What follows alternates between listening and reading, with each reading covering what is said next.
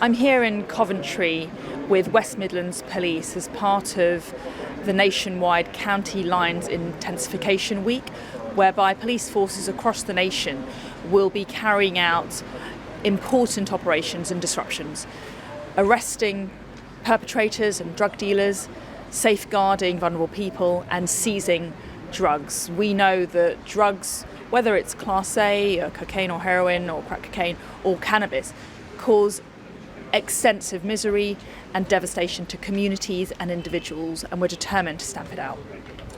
Well, what I've seen here is an industrial scale cannabis farm, effectively, where drug dealers and suppliers have been growing cannabis with a view to supplying it and dealing it at a very large scale, potentially hundreds of thousands of pounds worth of cannabis. I want to applaud the police for their excellent work, but this is all part of a nationwide programme.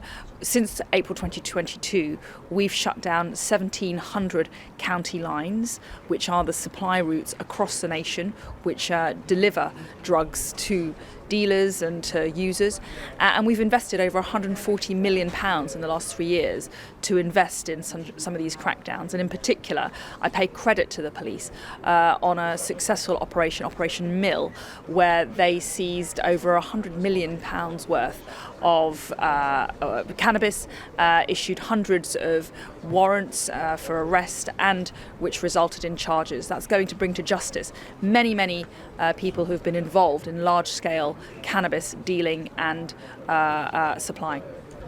Yes, we are. There is a marked increase, as I say, in the level of disruptions.